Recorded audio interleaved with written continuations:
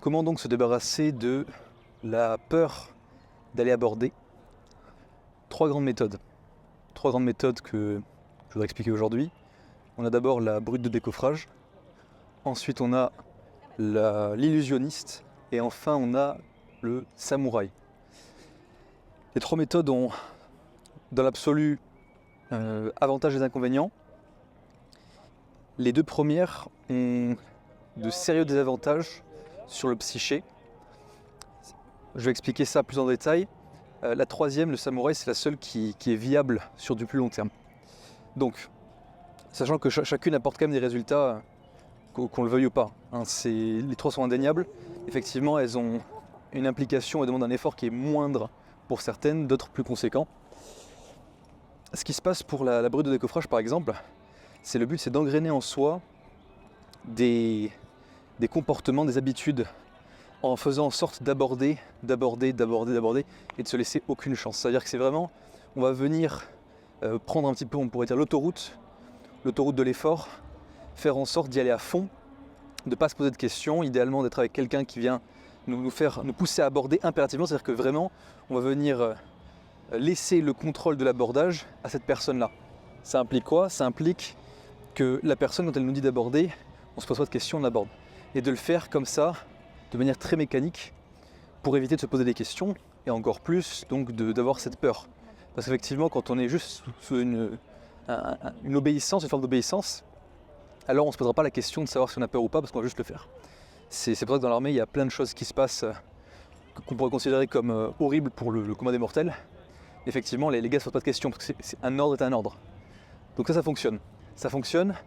Par contre, c'est vrai que le fait de se forcer à chaque fois, malgré une peur féroce et le fait de ne pas avoir justement cette estime personnelle qui est suffisamment haute pour justifier que vous puissiez le faire naturellement, ça va avoir des conséquences sur le psyché qui vont être déjà que vous allez singulièrement être dégoûté d'aborder des filles, donc ça va plus être un plaisir.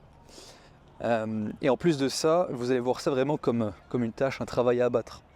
Donc forcément, ça peut être un petit peu déplaisant si vous en prenez cette voie, mais c'est vrai que c'est la voie qui est la plus communément empruntée par justement les personnes qui travaillent le game et qui veulent faire en sorte de charmer des femmes et rencontrer des femmes.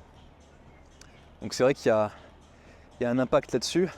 Une anecdote par exemple de quelqu'un que je connais très bien qui lui justement est passé par cette voie. Effectivement, il ne s'est pas laissé le choix que d'aller aborder 100 femmes par semaine, ce qui peut être considéré comme pas énormément, mais en réalité quand on fait les calculs, ça fait 400 femmes par mois, et ça fait que sur un an, il a pu aborder 4800 femmes. 4800 femmes. Parce qu'il ne s'est pas laissé le choix que d'aborder pendant un an 100 femmes par semaine. Et à la fin, vraiment, il avait marre, il était presque dégoûté, si c'était complètement dégoûté, mais au moins, il a pu établir ces compétences-là de manière complètement inconsciente, et derrière, lorsqu'il trouvait une demoiselle qui justement lui plaisait, l'approche un petit peu sniper, la voie du samouraï que je prône principalement, alors à ce moment-là, il a pu avoir beaucoup plus de facilité et c'était vraiment beaucoup plus naturel. C'était vraiment ce qu'on appelle en anglais muscle memory. C'est comme le fait de répéter un mouvement encore et encore et encore, jusqu'à en fait qu'il soit complètement engrainé en nous, et donc on le fait tout à fait naturellement. Donc c'est très déplaisant, c'est de la répétition, et c'est vrai que ça convient bien à une partie de la population, qui correspond à 40% de la population, qui sont les gardiens, qui ont ce besoin de répétition. Donc c'est vraiment l'approche la plus simple pour ces personnes-là. Et effectivement, on risque d'être dégoûté. Ça c'est la première approche. La deuxième approche, pour pouvoir évoluer là-dedans et réduire au maximum cette peur d'aborder, et donc de rencontrer et de se confronter un petit peu à des femmes qui nous plaisent, c'est l'approche de l'illusionniste. L'illusionniste, qu'est-ce qu'il va faire? Il va faire en sorte de se bercer d'illusions, en s'imaginant vraiment qu'il est absolument phénoménal, incroyable, que toutes les femmes souhaitent le rencontrer, etc. Donc en fait, on pourrait dire se gaslight, se mentir complètement, se créer un pur et simple alter ego. J'en ai déjà parlé une fois d'ailleurs. C'est quelque chose qui fonctionne de manière partielle, vraiment par à-coup, surtout au début. On se met dans un personnage pour faire en sorte de passer le premier cap. Mais si c'est répété plusieurs fois, alors généralement ce qu'on va trouver c'est une personne qui va plus pouvoir switcher. C'est-à-dire qu'on va vraiment se prendre sur cette personne-là Et donc on ne va pas accepter le feedback négatif tel qu'il peut exister. C'est-à-dire que si jamais on voit une femme qui va être, entre guillemets, dégoûtée par l'approche, alors on va pas réagir. En fait, c'est de sa faute, c'est pas la nôtre, et on va pas du tout relever. Donc effectivement, c'est quelque chose qui est très dangereux parce que en fait, on s'écarte complètement de la réalité et vraiment on vit sur notre planète. Ça peut apporter des résultats, mais en fait, c'est des résultats qui sont liés à la loi des nombres. C'est-à-dire que la confiance qui va être exhibée va être une confiance qui va être réelle que dans l'alter ego, mais qui en fait n'est pas basée sur quelque chose de concret, qui va faire que derrière certaines femmes vont apprécier ça au début, mais il y a beaucoup de risques que de faire tout péter, parce qu'elle verra après ça, notamment dans les interactions comme le date et autres, qu'en fait on n'a juste aucune limite, aucune barrière mentale, on est capable de tout. Et c'est quand même dangereux. C'est dangereux parce que ça fait peur. Vous voyez, il y a cette notion de faire peur dans un certain sens, mais en fait, créer cette appréhension qui va venir créer l'attirance. Et si on fait trop peur, alors c'est contre-productif, comme tout, les extrêmes. Il faut vraiment faire attention à ça. Donc là pareil, ça peut avoir un intérêt au début, comme je le disais, que de se mettre dans son alter ego un petit peu et de faire en sorte d'y aller, de foncer, de ne pas se poser de questions. Ça va être plus facile que d'y aller en mode force brute, se mettre 2 claques et juste foncer. Mais c'est vrai que ça va avoir des effets néfastes sur le long terme. Ça c'est la deuxième méthode. La troisième méthode, ça va être celle du samouraï, qui est la plus longue, la plus compliquée, mais qui apporte les meilleurs résultats parce que c'est des résultats qui sont sur du long terme. La grande force de cette méthode, c'est en fait juste prendre en valeur, faire en sorte de travailler sur soi, guérir ses blessures, devenir un meilleur homme dans l'absolu, et faire en sorte de voir que notre valeur est clairement reconnue. Et venir faire en sorte d'approfondir ça en utilisant les boucles de feedback positives qu'on va progressivement recevoir des femmes qui vont être très simples. Donc par exemple, faire en sorte de venir aborder une femme et la complimenter, tout simplement, et recevoir un feedback positif par rapport à ce qu'elle va nous dire. Et une fois qu'on obtient ça, ça va venir renforcer notre pattern, notre approfondissement de nos compétences et de notre valeur, et faire en sorte derrière de nous aider à dépasser cette peur de l'abordage. Parce que plus on ressent qu'on a justement une haute valeur, plus on va avoir de facilité à aller aborder dans quasiment toute situation. Effectivement. Les abordages que j'ai pu déjà faire, naturellement qui me sont venus, ça m'est déjà arrivé dans un aéroport, dans un avion, dans un bus, dans la rue bien sûr, sur un bateau, donc dans plein de lieux différents, qui vont faire que dès le moment où on arrive à comprendre notre valeur, on va faire en sorte de beaucoup plus facilement discuter avec une personne, une inconnue, parce qu'on sait qu'on a quelque chose à lui apporter. Et c'est basé sur ce fondement-là, ce qui est vraiment intéressant. Un exemple concret, voilà, dernièrement, c'est passé à ça 2 mois environ, je prenais l'avion en direction de la France.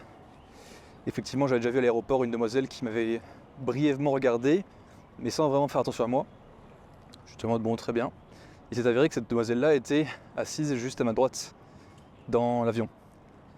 Donc je m'étais déjà assis, elle est arrivée par l'année dernière, et elle a fait en sorte, elle m'a dit « Ah, excuse-moi, je dois passer. » Je lui dis « Pas de souci. » Et elle se rassoit, et après elle me re-regarde, elle me dit « Excuse-moi, je suis vraiment désolé. » Ok, très bien.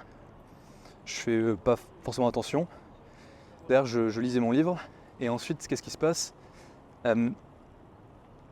Je me tourne vers elle à un instant, elle pensait qu'elle me gênait avec son coude, elle me redit encore une fois « Ah, je suis désolé. » Je dis « Non, mais t'as rien fait, arrête de t'excuser, qu'est-ce qui se passe ?» Il dit « Non, je ne peux pas empêcher de m'excuser, etc. » Donc là, forcément, une discussion très naturelle qui se passe, parce que de base, on dégage une bonne énergie, qui va faire en sorte qu'elle puisse se sentir à l'aise de communiquer, et donc après de voir un petit peu ce qui se passe. Au final, je lui ai parlé brièvement, j'ai pu trouver son type de personnalité, comprendre un petit peu quel type de femme c'était, et j'ai donné quelques points intéressants d'ancrage par rapport à sa propre vie, des choses que j'ai pu deviner qu'elle ne disait habituellement pas à qui que ce soit, ou qu'à très peu de personnes, et donc elle s'est sentie comprise, et forcément derrière ça s'amène facilement. Ça c'est aussi un des points principaux justement qui va aider à passer outre la peur de l'abordage, surtout quand on a cette approche-là de prise en compétence, c'est faire en sorte que de pratiquer le cold reading, donc lecture froide en français, faire en sorte, lorsqu'on regarde une demoiselle qui nous plaît, de plutôt que de se concentrer sur « Ah, ça va être difficile d'aller la voir, je me sens mal, etc. », se concentrer exclusivement sur qui est cette personne et essayer de deviner son background, son contexte, essayer de deviner ce qu'elle fait dans la vie, d'où elle est, etc., etc. Donc un petit jeu en fait. Plutôt que de se mettre une pression, on transforme en jeu. Et ça, j'avais déjà précisé auparavant, être dans le jeu, pas dans l'enjeu, c'est la meilleure manière de passer à l'action et directement d'aller aborder. Si ça peut en rassurer quelques-uns, sachez que à chaque moment justement où même personnellement je vais dans la rue, etc., et que je vois des femmes qui me plaisent, j'ai malgré tout une certaine appréhension, une certaine peur qui est présente. Je ne suis pas complètement infaillible à ce niveau-là. Et en fait, c'est une appréhension qui ne disparaît jamais vraiment. Elle va juste être moins présente, et surtout si on va venir renforcer ce muscle régulièrement, un peu comme la méditation. Mais si jamais ça fait longtemps, comme par exemple ça fait longtemps qu'on était en couple, on aborde des personnes, forcément ça va se perdre un petit peu. Pas 100%, mais ça va se perdre un petit peu. Donc ça demande à chaque fois de se remettre en jambes, comme par exemple la salle de sport ou quoi d'ailleurs. Donc, pareil, un des conseils que je peux vous donner à ce niveau-là, c'est chaque fois que vous voulez justement commencer à aborder des femmes, faites en sorte au tout début de commencer par aborder des femmes, je dirais de manière relativement simple, sans trop vous poser de questions par rapport à la femme que c'est, c'est-à-dire plutôt que entre guillemets, de gaspiller ce qu'on appelle vos premiers sets, les premières fois où vous allez aborder avec des femmes qui vous plaisent réellement et énormément, donc des très très belles femmes, faites en sorte d'aller aborder des femmes qui vous plaisent moins, qui sont moins à votre goût, voire quasiment pas à votre goût en fait. Parce qu'à ce moment-là, l'enjeu sera beaucoup moins élevé. Vous allez juste aborder pour la conversation naturellement, faire en sorte de vous entendre avec la personne, juste flirter un petit peu mais légèrement. Et derrière, juste à la rigueur, si elle vous demande votre numéro, vous lui donnez mais sans plus trop y prêter attention. Et si jamais à l'inverse, elle ne vous le demande pas, juste vous tracez votre route et c'est ok.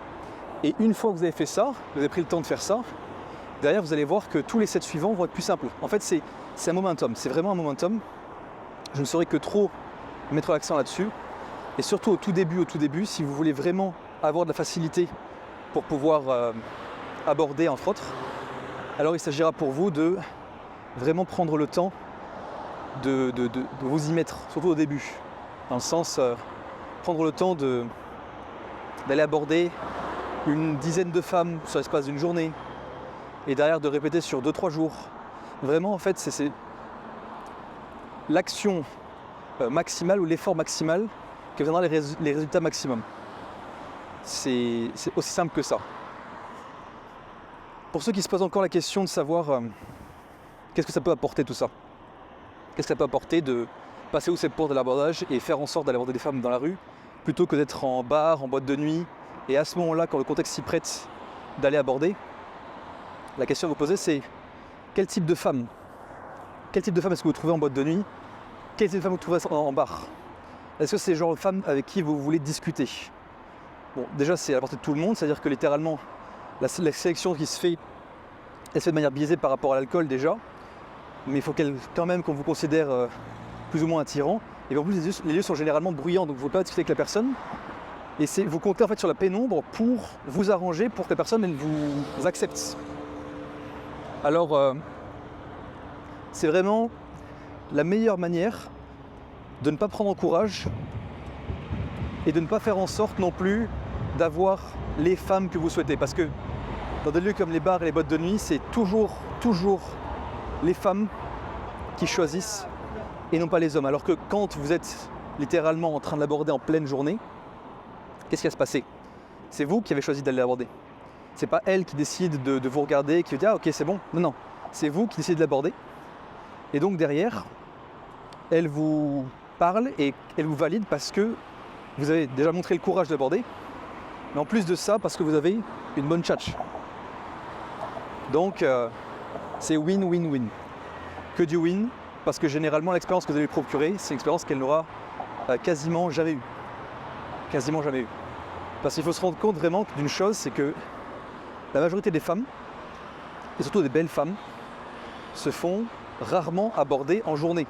C'est quand elles sortent, etc. avec leurs amis, qu'elles se font aborder naturellement au bar, en boîte. Et en journée, c'est vraiment extrêmement rarement le cas. Le nombre d'hommes qui justement ont le courage de faire ça est très limité. Et j'ai d'ailleurs une anecdote sur laquelle je conclurai, d'un très bon ami à moi encore, qu'il avait raconté d'ailleurs sur un canal Telegram que j'ai créé par rapport à cette chaîne, qui est que il était donc dans une très bonne salle de sport du pays, on était en Géorgie à l'époque, très bonne salle de sport, voire la meilleure salle de sport du pays, et il a vu une femme extrêmement belle, il s'est dit bon, c'est bon, je vais l'aborder, et elle est abordée, ça s'est extrêmement bien passé, elle était très réceptive, et littéralement il a fait la confidence que personne ne venait jamais l'aborder, parce qu'ils avaient peur d'elle, Donc forcément, elle a bien réagi au fait de se faire aborder, qu'il ait porté ses couilles, on pourrait dire qu'il ait eu pris son courage à deux mains et qu'il ait passé le pas. Parce qu'au final, ça lui a apporté des résultats. Donc, la récompense ou le résultat n'est généralement qu'à une action d'écart. Il faut juste agir. Vous savez quoi faire.